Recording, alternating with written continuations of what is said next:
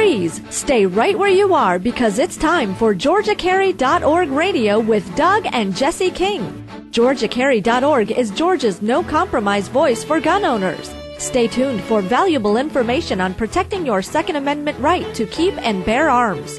And now, your host for GeorgiaCarry.org Radio, Doug and Jesse King.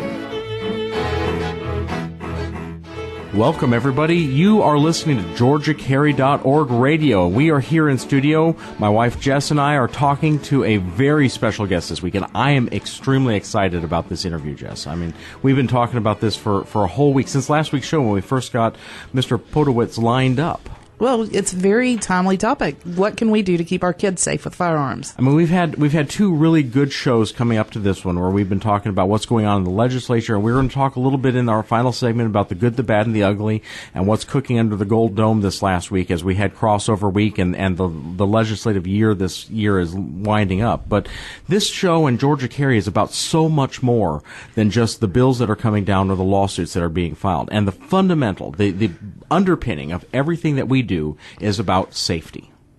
And we talk about how to be safer in our homes, how to be safer in our streets, how to protect the people around us and to protect ourselves. But the core of this is being proficient with your firearms, being safe with your firearms, and teaching your kids and others about how to be safe around firearms. And that brings us to our guest, who is an accomplished firearm safety instructor. He's been certified by not only GeorgiaCarry.org, but also by the NRA. He's spoken to many groups. He is very engaged in this and actually founded a nonprofit just to focus on getting kids safer around firearms. And the focus of today's show, what makes this different than the Eddie the Eagle program or any other really good firearm safety program for kids to learn about how to be safe and how to be, cognizant of what to do around firearms, is that we're not going to talk to gun owners specifically. And I know that most of our listeners are GCO members. They're gun owners. They're proficient. They've heard the NRA spiel time and time again. They know the 4 basic rules. They drill them into their kids. But we all have a friend. We all have somebody who turns to us and say, yeah, I know you guys have got guns, but look, I don't. My kids don't. We don't deal with it. I don't have to worry about it. That's why I don't allow them in my home. That's why I tell you not to bring them over here, because I don't want to have to think about it. And that is the wrong attitude. Well, I grew up in a house with guns. And I had friends that weren't allowed over at my house when I was a kid because we had guns. And my dad didn't have the guns. They were on the wall. They were, most of them rifles. They were on the wall, gun racks. We knew not to touch them. But those kids had never been around guns. Their parents did not own firearms. They weren't allowed anywhere where there were guns. And so, that creates a wall, a barrier. And we don't want to have a barrier between us and the rest of the world or the community. We are all together in this. And that's not the right attitude to have. So how do we break down those walls? How do we make it so that people don't feel afraid to come over to our houses because we own firearms? We educate them. We educate them. And that's what we're going to do here today. Matt, I'm giving you a short introduction. Thank you for coming on the show. We really appreciate you being here. Why don't you tell us the name of your nonprofit?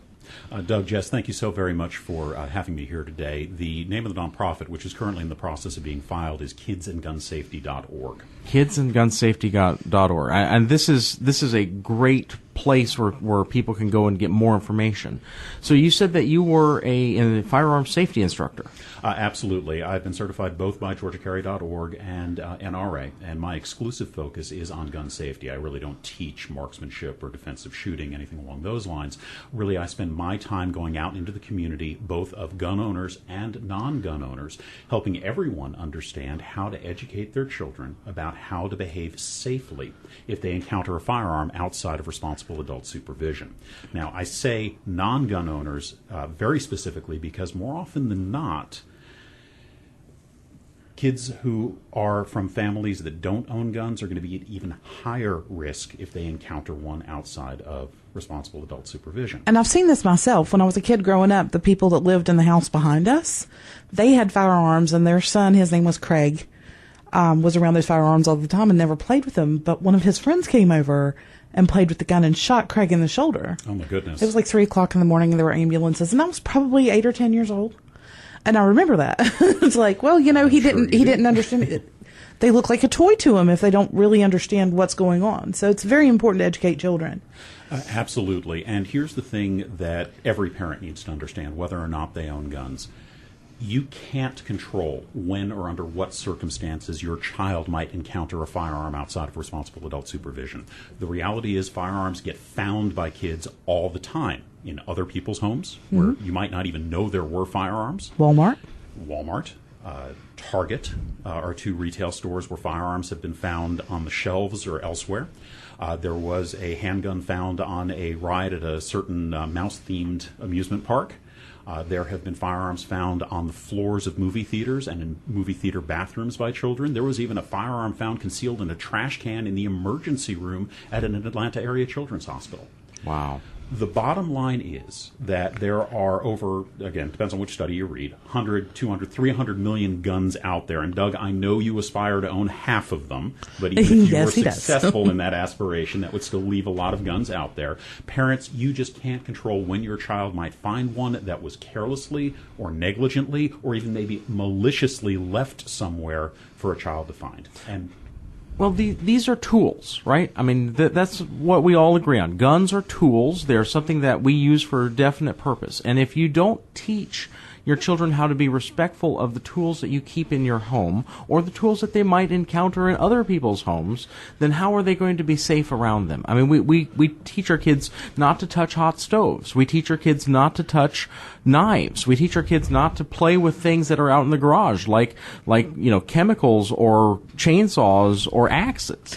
Well, the government spends hundreds of thousands of dollars in every state every year educating children about drug awareness. And they want to make sure that kids know about drugs because the parents have no control of when or how their children are going to find out about drugs. And you're better off talking to your kids about drugs than letting them find out from somebody else. Well, you're better off talking to your kids about guns and gun safety before they just find one laying somewhere because it's kind of the same principle here. If you educate your kids, then they don't have to get a street education. Absolutely true. And Jess, it's funny, you mentioned that you grew up in a house with guns. I grew up in a house that didn't have guns. And in fact, guns were a forbidden topic in my home. Couldn't ask questions about them, couldn't talk about them. I couldn't even have gun toys when I was a child. No cap guns for me. What do you think my biggest curiosity was growing up? Of course, guns. Okay. Yeah. And what do you think I did as soon as I had the opportunity to gain access to them? You went out and bought one, didn't you? Well, when I was old enough, I went out and bought one. But even as a teenager, when I couldn't legally buy one, I had friends who had them, and I spent every weekend out in the woods shooting 22s at cans and not really having any instruction in how to do so safely. Right. It's a good thing I survived and everybody around me did. So the bottom line is, whether or not you own guns, your children may come into contact with them. And if they don't know what to do, there is a good chance they or somebody else is going to get hurt. The bottom line is, every year, hundreds of children die in firearms-related accidents. And I'm not talking about one child shooting another deliberately. I'm not talking about gang violence. I'm not talking about mass casualty events at a school or a mall. I'm talking about a child picking up a gun, not knowing what to do with it, and shooting themselves or someone else. Wasn't there an accident locally with the mother that had the gun in her purse and the child that shot himself? Was that a local I believe that was here in Georgia, and that's just one example. That's a case where a gun owner, I'm sorry to say, didn't make a good choice about how to secure their firearm. It was accessible to a child, and obviously tragedy in this case ensued.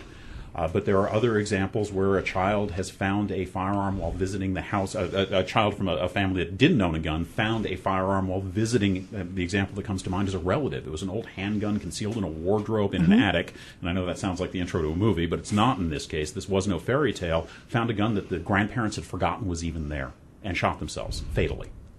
So hopefully we've established by this point that if you're listening and you own guns, if you're listening and you don't own guns, this is something you need to talk about with your kids, and so does every parent you know. Right. And that's the important part here, because I think a lot of the GCO members are hardcore listeners, the people who have been calling in and thanking us for being on the air, which we appreciate deeply. They're people who have already had this conversation with their kids. Their kids know the rules, they know how to deal with it, but they have family and friends who are, camels or whatever that creature is that sticks its head in the sand rather than ostrich. There you go. There you go. Instead of having to deal with the situation. And it's hard to bring up that conversation because when you are someone who is familiar, then when the people look at you, they're like, well, I remember you. I remember when you did stupid things. I don't know if I'm going to listen to you when it comes to something important. But you can turn around and say, hey, guys, let's listen to Matt here because he's an expert on this. He knows what he's talking about, and here's a show that I really want to share with you. So this is a great opportunity for us to reach out to people beyond just our normal hardcore listeners, to bring them in to talk about how to make your kids as safe as they can be. And Jesse, you had a great point about street education, because there is a street education about guns. I know, Matt, that you grew up without guns and you couldn't talk about them, but you probably watched TV shows where there were guns. And they're firing them sideways. And you get the stormtrooper effect where you can unloose 1,000,000 rounds, never hit anything, and the worst thing that happens is they got a Band-Aid on their forehead when they end the show. Doug, it's really interesting that you say that, because that's one of the things that, especially for parents of middle schoolers or tweeners, that they really need to understand. It's not just the street education, it's also mass media and movies and television. Oh, yeah. Every time you go to a PG or a PG-13 rated movie, the hero might get shot, and what happens? They go, ow. Yeah. And they get up and they keep doing heroic things. The bad guy, when they get shot, they fall down dead, nice and clean. No blood, no screaming, none of the realities of what happens when a person gets shot. It makes it look like the bad guy's the only guy that ever dies from a gunshot wound, huh? Well, exactly. we will discuss mass media and its effect on children when we come back from this commercial break. Folks, you are listening to GeorgiaCarry.org radio. We'll be right back.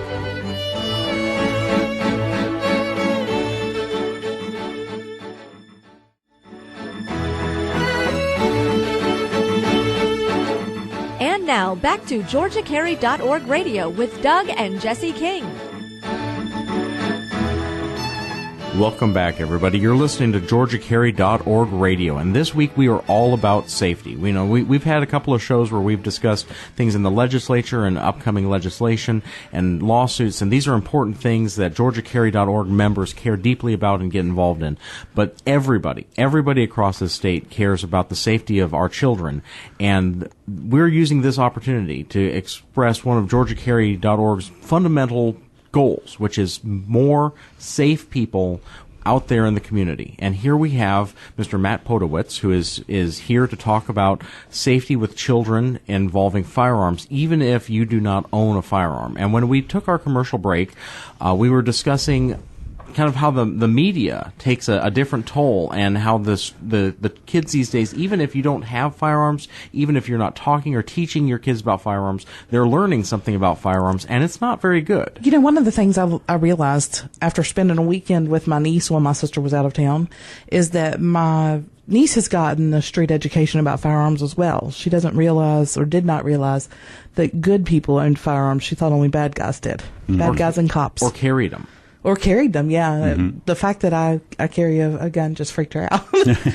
So, there's a lot of things your kids can learn about firearms, and we want to make sure we're teaching the right things, right? Absolutely. So let's talk through very quickly some key messages, some key things that your kids, whether or not you own guns, your kids need to know about guns, depending on how old they are. When we're talking about really young kids, there is one and only one thing they need to understand. And here I'm talking about your kindergartners, your first graders, your second graders. If they see a gun, doesn't matter if it's your gun, doesn't matter if it's somebody else's gun, doesn't matter if they think it's a toy gun. They need to stop what they're doing.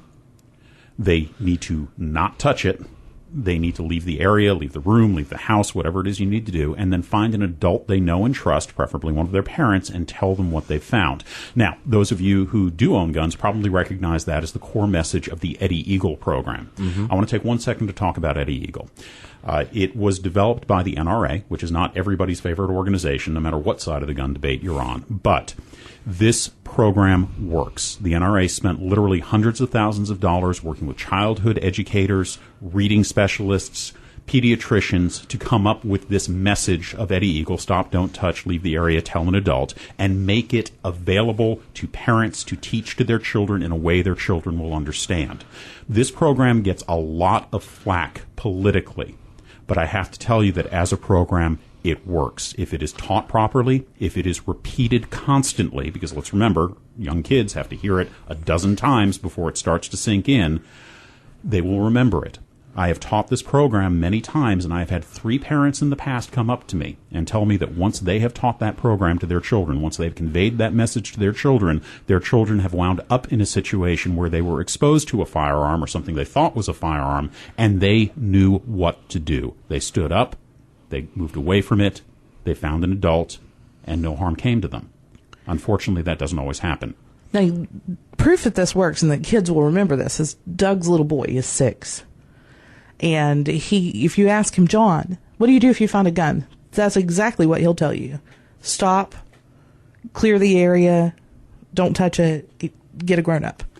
Absolutely. And it's good that John will say that. But as a parent, you have to know that they will do it. It's one thing for you to have conveyed the knowledge, but there's also a behavioral reinforcement element behind this that has to be conveyed. I think especially in households where there are guns, because we can't always count on our children, and I am a parent, by the way, we can't always count on our children to behave the way we want or expect them to when we're not there. And that's exactly where this message for these younger kids is important. Because let's face it, kids are curious. Kids trust the world. Kids at this age think they're invincible. Heaven forbid they actually understand their own mortality at this age. It's like Liz jumping off the couch. Yeah, that's true. But the other aspect is it's mutually reinforcing. Kids at that age tend to move in a herd mentality and do things together. So if you have one kid in a group who says, "Hey, we need to not touch and go get an adult," there's more likely that kids will follow that voice of leadership to move away than to just keep milling around it. Absolutely, and that is, by the way, one of the reasons why I am so much in favor of Eddie Eagle being taught in a group setting, whether it is a community organization or a house of worship or even a school. I've been reading articles lately about local police departments and sheriff's offices bringing Eddie Eagle to schools and teaching entire classrooms at a time. That peer influence, that herd mentality, can be a very effective reinforcement in this case. So as your listeners think about, well, how do I do this? Do I get the materials and teach my child at home? Better to do that than nothing at all, but make it a group thing. Whether it's through a house of worship, a community association, even Boy your Scouts. child's school. The Scouts, another great example.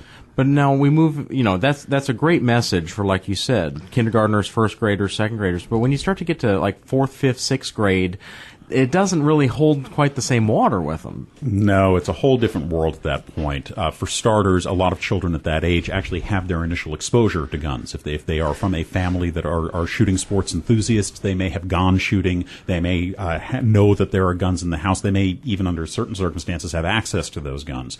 But the bigger issues are the ones that we were talking about earlier, and that is the media influence. This is the age where kids are going to those PG and PG-13 movies. They're getting that street education, Jess, that you mentioned about guns, and oftentimes developing very dangerous attitudes and very dangerous behaviors towards guns, not of any malicious intent. These are children, but out of ignorance. So 2 things at this age to really, really keep in mind. One is they must be able to differentiate between the idea of a toy or a fantasy gun. And when I talk about a toy gun here, I'm really talking about gun analog toys like airsoft pistols or paintball pistols, things that, well, they can certainly cause injury if they're handled carelessly, are less likely to cause a fatal injury. We're talking about Daisy BB gun versus a .22 rifle. Exactly. They need to understand what real guns do as compared to what these fantasy guns they're being presented with in video games and in movies and on television, or these gun analog toys do. Because let's face it, I know of 2 situations where a child has been shot, in one case because somebody picked up a .22 caliber pistol, thought it was an airsoft, a toy pistol, and squeezed the trigger and shot another child. And in the other instance, they knew that it was a .22 caliber pistol. But their impression of what actually happens when somebody gets shot was so unrealistic, skewed, that they squeezed that trigger. I remember when I was in 6th grade getting my hunter safety permit so that I could go hunting. And we had to watch this grainy 8mm video movie played up on the wall of the gymnasium. And it was called, and I remember, it's been, 20 years. I still remember the name of the movie. It was Sweet Sunday's Gone. And these kids go running through the woods and jumping over fences, and then the .22 cracks and the other one's dead, and that was the end of the movie. And It was kind of, I mean, if I'm thinking about it 20 years later, it must have been kind of powerful. It was really a crummy movie, but the whole point of it was to show that even a .22, a light caliber, can kill somebody and not. There's no way to come back from it. See, I guess I got my street education about guns a little differently than most people do because I grew up in West Virginia, so everybody had them. Almost everybody did. And we had a cousin who, his elevator didn't go to the top floor, and he was out rabbit hunting, and he decided that he was going to push on the brush pile with the butt of the gun, and the trigger went off and it killed him, and so we ended up going to that funeral. Wow. And so as a kid, I don't want to say I was probably 9 or 10 years old. That kind of solidifies in your mind that this isn't a game, and those aren't to be played with. Well, I think hunting does that a lot too, Yeah. and that's becoming a lost art. I mean, even in the gun community, the people who are the hardcore, let's go, to a gun show on Saturday, not very many of them actually hunt, and very few kids are getting back into that lifestyle where they're hunting with their dads or with their moms on a weekend, and they don't see the damage. I mean, that was something that is driven home. When you walk up to that shoot a deer and it falls down, you know that you took that thing's life. More than that, when you walk up to it and you see the wound channel and you have to clean it and you cut open and you see the massive trauma that a small bullet did, that drives home in a way that you cannot forget. But when all you shoot are paper targets, or the only thing that you have doing are these non-reactive things, what is it? It's a bang and it's a little tiny hole at the end of 100 yards. Absolutely. Now, there are a lot of people listening to this show who are not going to have their kids go out and shoot Bambi as a way of illustrating what a gun really, really does. But there is a resource that is available that I think can benefit all parents, whether or not they own guns, when trying to explain this to their children. The New Hampshire Coalition for Firearms Safety, which is a really interesting marriage of groups on both sides of the gun debate, came together to put together a video called Staying Safe Around Guns, the middle school edition, and I'll explain after the break why middle school edition. It basically provides a very real demonstration of what guns do without anybody actually getting shot on the screen, and provides a lot of really good safety tips to these tweeners and middle school aged children about how to behave under various different circumstances where they might encounter a gun, like a friend who owns a gun seeming to handle it unsafely, or walking into a home and finding a gun, or finding a gun on the street or in some other environment. It is free. It is actually downloadable or orderable on DVD from Ruger, which is a gun company, but they don't make any money off of this. And it's probably one of the most effective tools in the arsenal for teaching these middle kids, if you will, these tweeners, about guns and what to do about guns if they encounter them at this age, where stop, don't touch may not be an effective message. Well, folks, we are coming up on another commercial break, so hang tight, and when we come back, we're going to talk about the next age group and other ways that you can be more effective in talking to kids about gun safety. You are listening to GeorgiaCarry.org radio.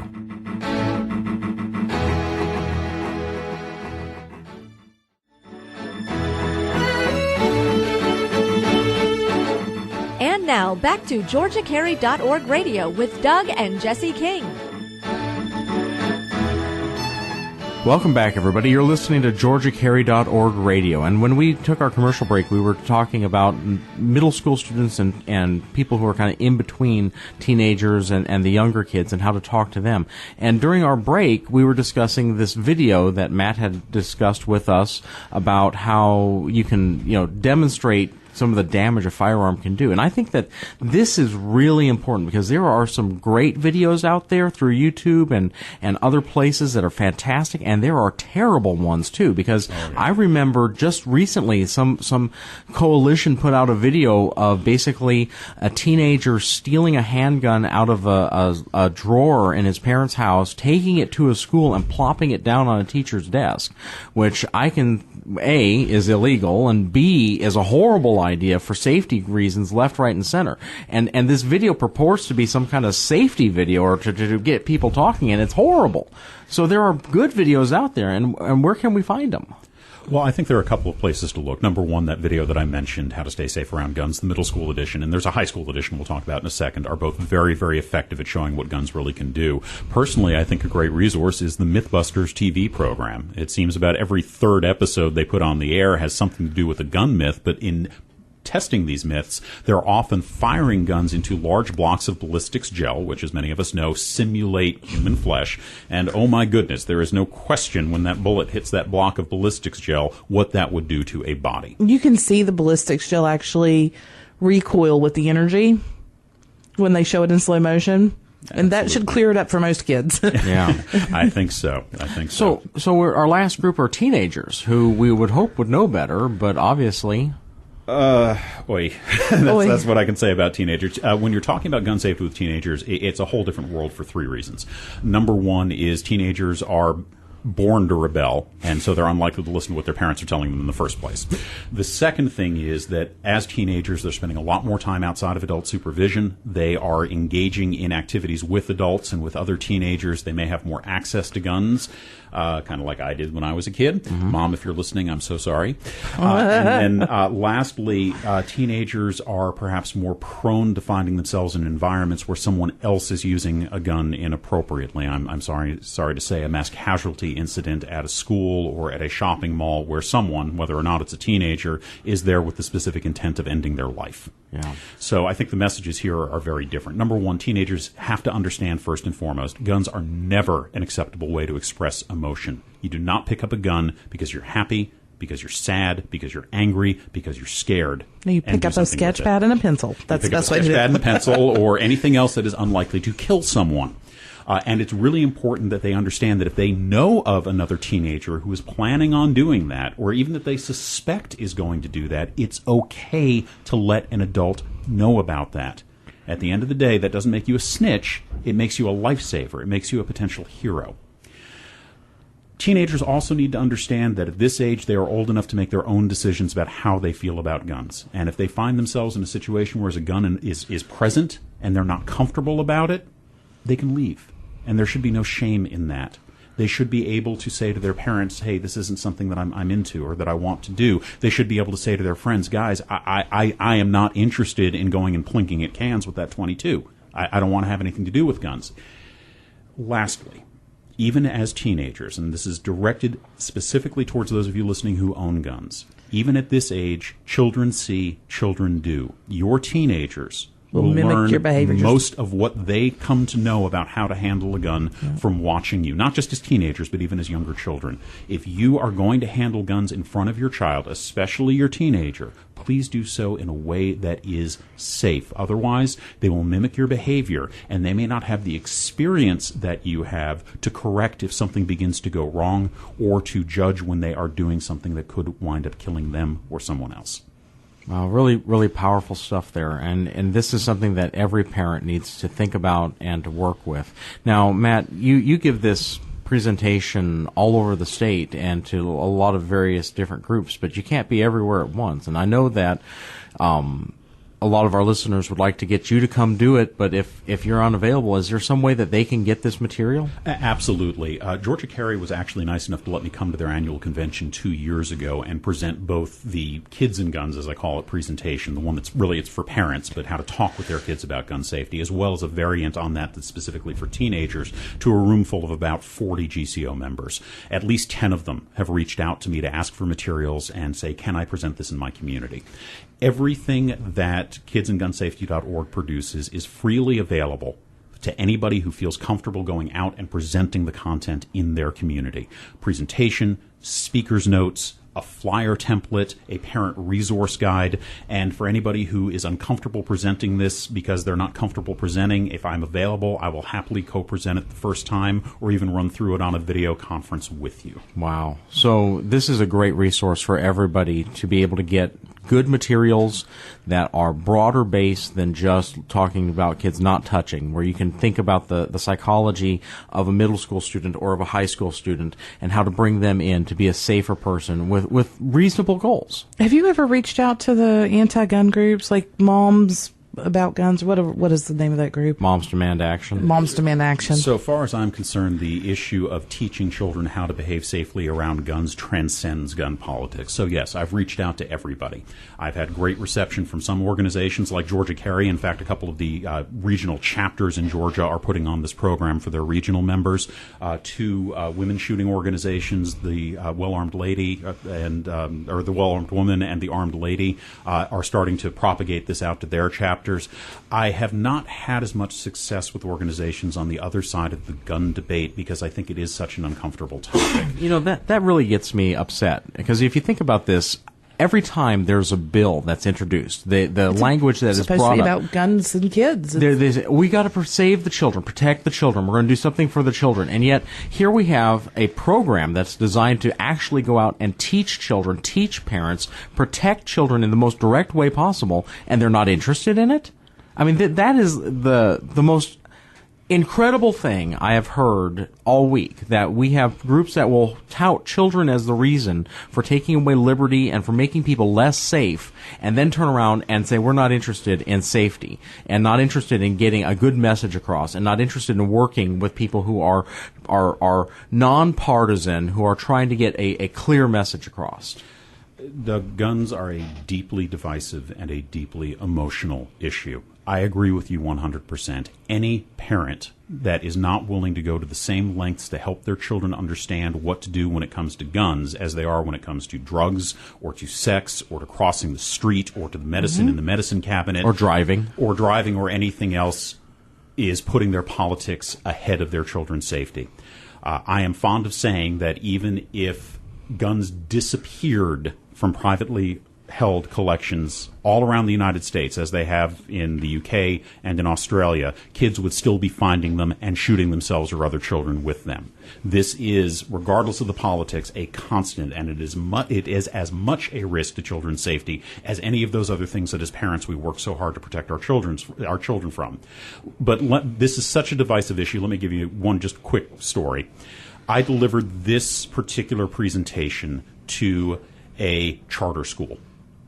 And there was a large audience, and from the body language, I could tell there were people there who own guns and people there who didn't own guns. The presentation itself is pretty neutral. There are resources there from organizations on both sides of the gun debate. I like to call it equal opportunity offensive. If you don't like the NRA, well, there's an NRA resource in here because I believe it's the best one. If you don't like Center to Prevent Youth Violence, well, you know what? You're going to be offended because there's something in there from them because they have a really good resource for parents when it comes to safety.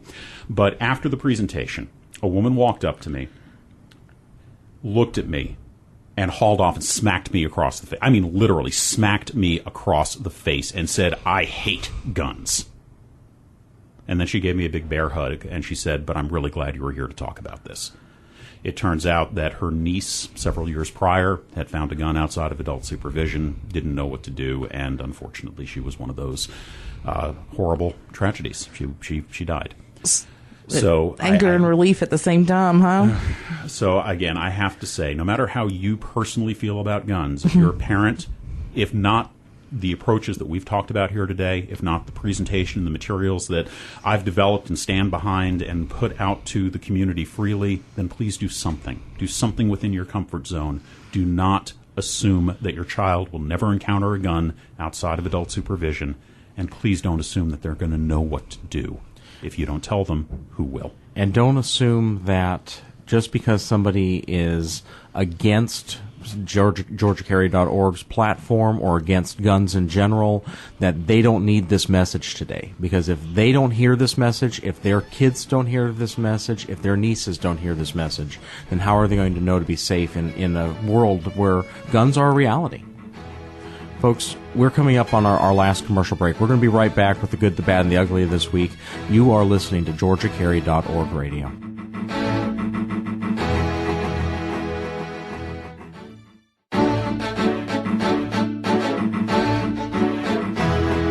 And now, back to GeorgiaCarry.org radio with Doug and Jesse King. Welcome back, everybody. You're listening to GeorgiaCarry.org radio, and Jesse and I have had a great time today talking with Matt about how to make our kids safer, how to make our community safer, and we really appreciate you being here. Matt, where can people go to get more information about your organization? Oh, thanks, Doug. I appreciate that, and it's a pleasure to be here. Right now, as KidsAndGunSafety.org is in the process of getting registered, I think your best bet is to go to Facebook and search for Talk with Your Kids About Gun Safety. That'll take you to a Facebook page with links to everything as a parent you need to know. That's awesome. And Facebook is a great resource. And we're looking forward for your website to get up and get rolling with all of this information on it. And we really appreciate you being here. So, Jesse, we've got the good, the bad, and the ugly this week, which is kind of interesting. Things that are cooking under the Gold Dome as they serve up their laws scattered, smothered, and covered this week. Some of the anti-gun legislation was left on warm. It's not cooking at all until next year because it didn't cross over on crossover. Yeah, I wish I could say it was burnt to a crisp, but the way things work here in Georgia is it's a 2-year legislative session. So just because it didn't happen this year doesn't mean it can't be revived next year. But the good news is all those bills that Jerry Henry came and talked about 2 weeks ago, where he was saying this bill and that bill, and they're all got very negative aspects to them. Even the ones that John Monroe was talking about last week, the constitutional carry that makes a whole bunch of new things illegal and for no apparent reason. All of these bills are at the very least on hold till next year, if not completely dead. So that is good news. And the other thing that is kind of puzzling when you think about this is we've had all these bills offered up that restrict people's rights and freedoms concerning firearms, but we haven't had any bills offered up about education. Well, not real education. There's education to force you to take a class when you're 21 and you want to get a carry permit, but is there any education for first graders or fifth graders or ninth graders? We're not going to educate them when they really need education. We're going to force you to take education in 8th and 9th and 10th grade to get a driver's permit, but we won't have any education about firearms, even though there are high schools all across the state that have shooting teams. There are high schools that just 60 years ago would have had an NRA course taught in their school so that the kids could take it. And when I took my hunter safety up in Minnesota back when I was in 6th grade, it was offered at a VFW or the local high school. But we don't have that here. No. And this is something that should be subsidized. If you want to talk about any sort of subsidy coming out of the legislature, they're talking about making sheriffs offer this class for 21-year-olds when they get their permit. Well, why not offer the class to 6th graders before they're even thinking about getting a permit so they know what to do and know how to be safe and know how to be a safer community? If you want to talk about anybody who's going to get up and talk about education and mandatory education requirements, if they're not talking about grade schoolers, they're not after protecting your rights and liberties. They're not protecting your children either. So there's the good. What's the bad this week? The bad this week is apparently one of the cities, local cities of Villarica.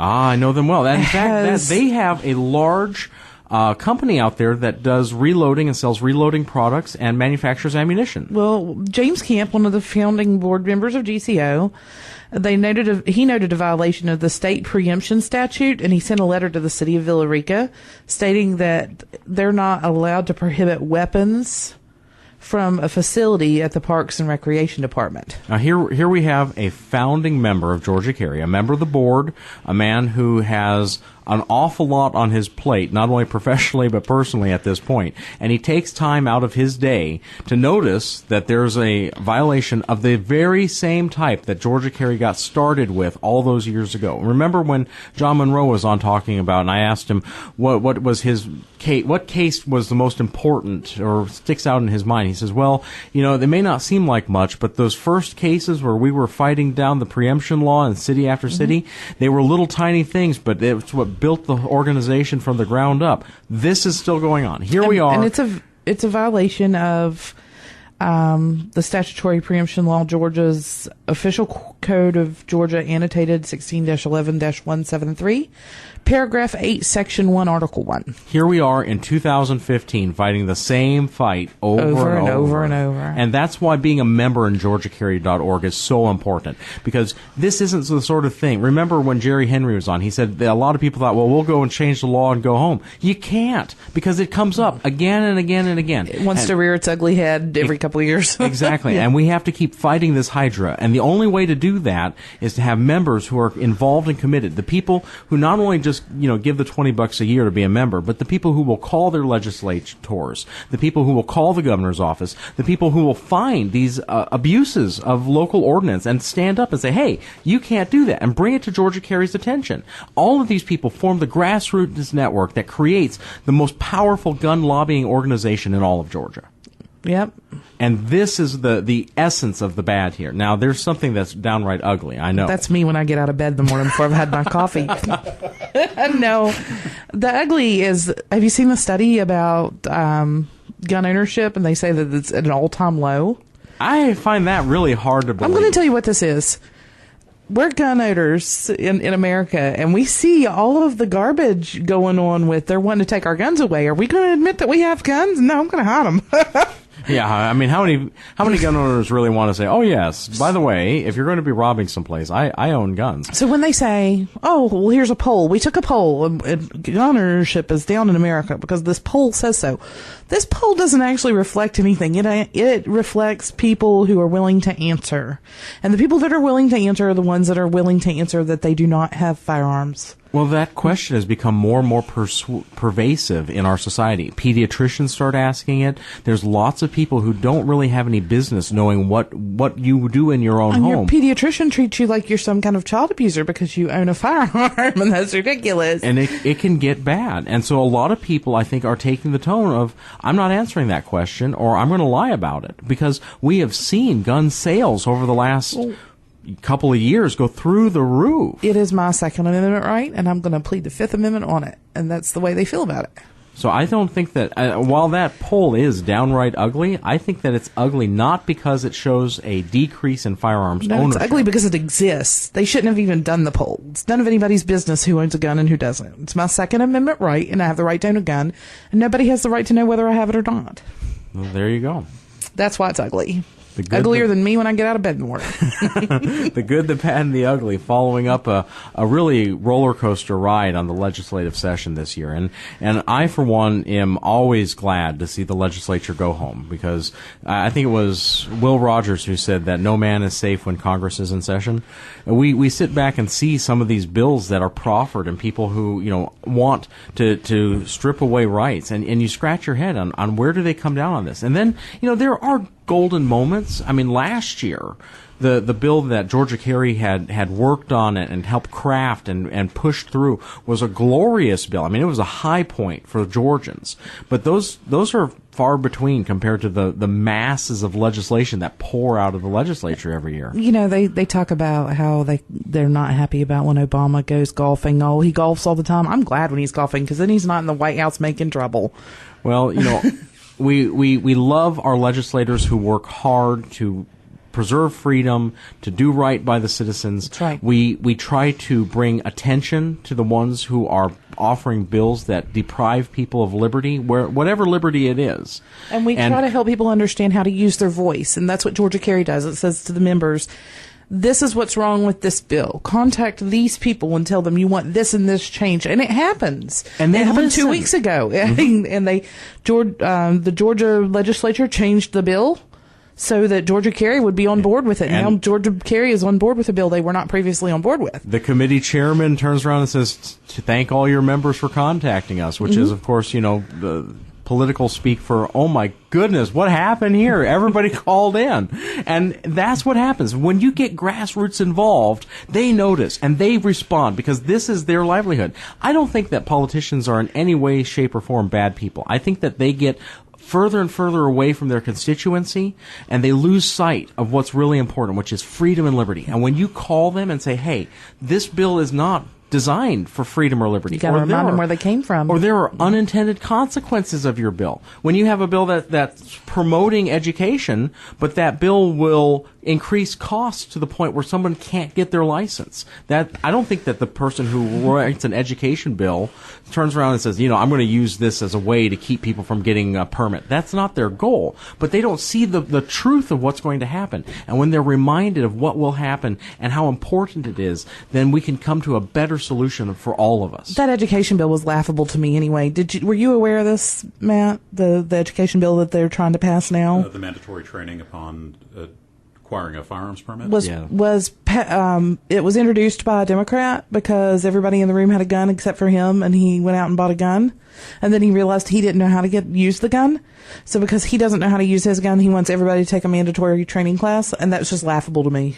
Well, look, at the end of the day, I am all in favor of training. Please don't misunderstand. I think every gun owner out there should go out and get at least some basic safety training, but I do not believe that legislating it or mandating it is the way to go. I need a different level of training than, say, he would, or you. And I think that it is all about a person's level of where they are and what they need. And mandatory training makes a bunch of people who don't need training sit through a class, sleep, drool, drink coffee. Well, I think I have an interesting solution to this, building off of our conversation today. If you want mandatory training, start early enough so that you have a common frame of reference. Right. If you're starting with first graders or second graders, they're going to have a common frame of reference where you can have a curriculum that applies to all of them nearly equally.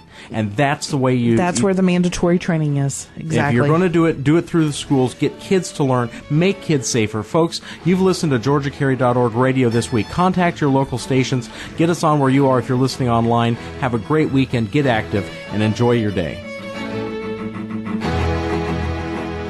This has been GeorgiaCarry.org radio with Doug and Jesse King. GeorgiaCarry.org is Georgia's no-compromise voice for gun owners. Tune in each week for valuable information on protecting your Second Amendment right to keep and bear arms. GeorgiaCarry.org